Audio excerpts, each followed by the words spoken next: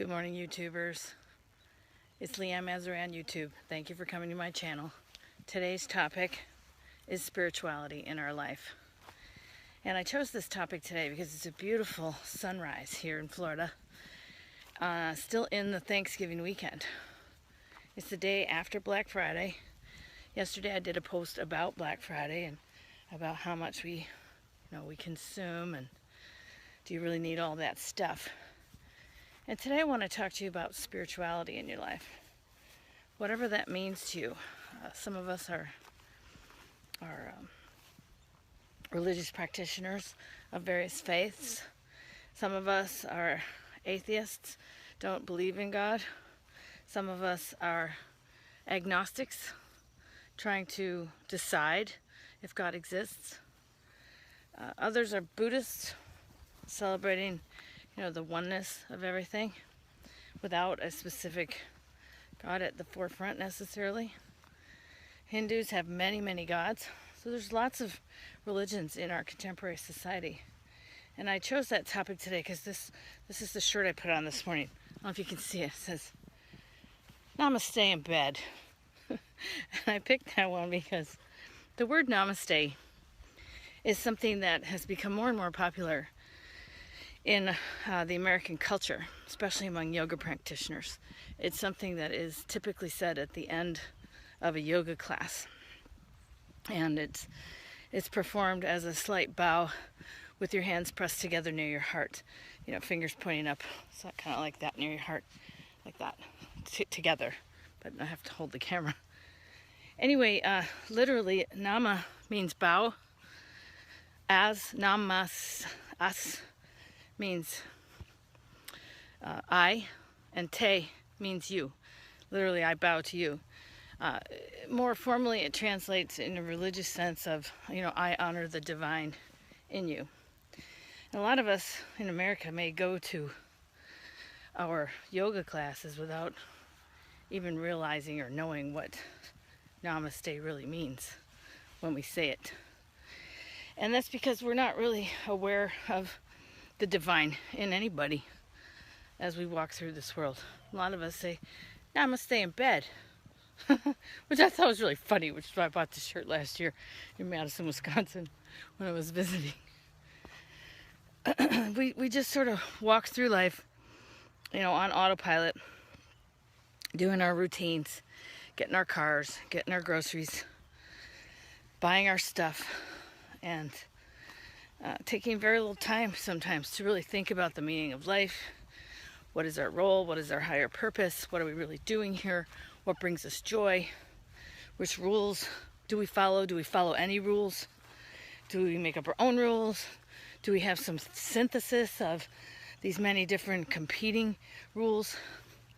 And that seems to be what turns a lot of people off from spirituality, is because it's so encased in a religion, a dogmatic religion many times, with lots of rituals and routines and practices and stories, ancient stories sometimes that don't make a lot of sense to us nowadays, don't relate to our modern world.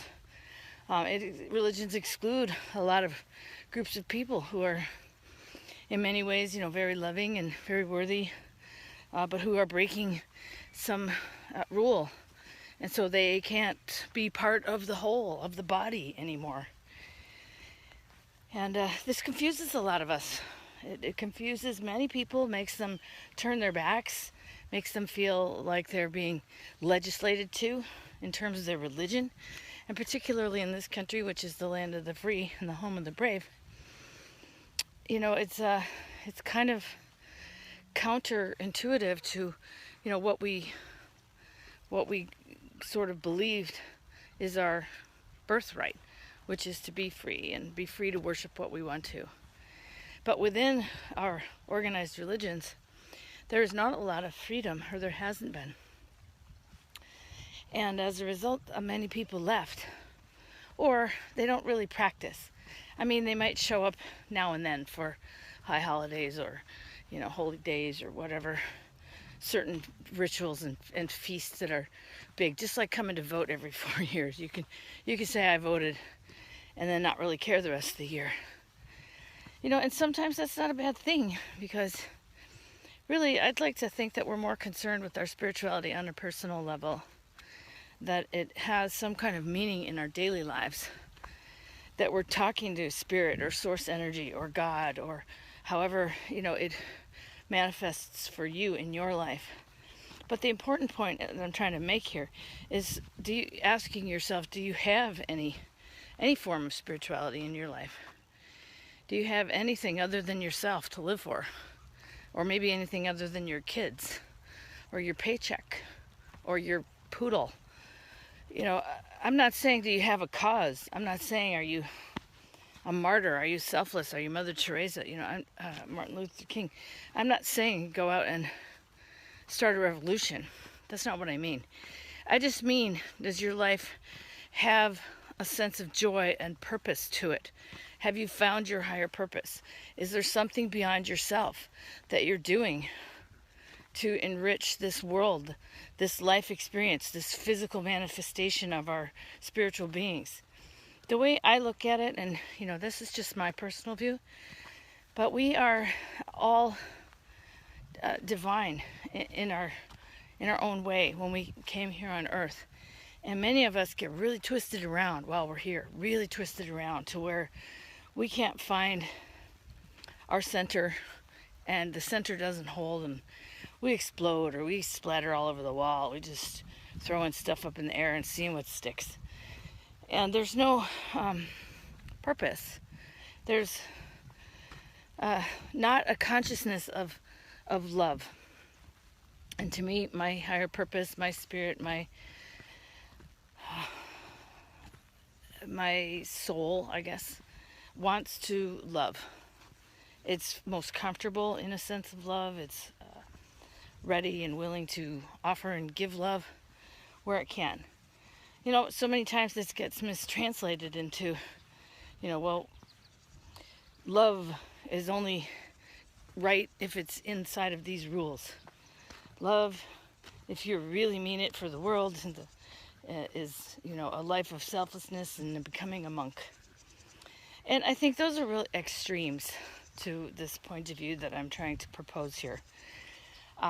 In the same way that you don't need to become a priest to be a spiritual Catholic.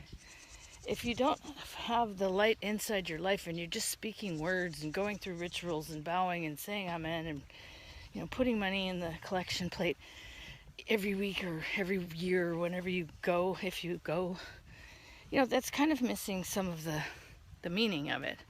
It's meant to take it out into your life and be part of a larger body of love. In my mind, God is love. And the days of the punishing God, the vengeful God, I think those are, in some ways, man's interpretation so that man can control other man. I think that God is love and we are one, and we come forth into our physical bodies from a divine place of pure love and light. And that is what I want to leave you with today as a thought on spirituality versus religion, I guess, and ask you if you're going forth in your life bringing spirit with you, or if, like many of us, you're on autopilot and you're just gonna namaste in bed. So, a little humor on a very serious subject. Have a great rest of your day. Thank you for joining me. Please subscribe to my channel. Okay, I'm out. Namaste.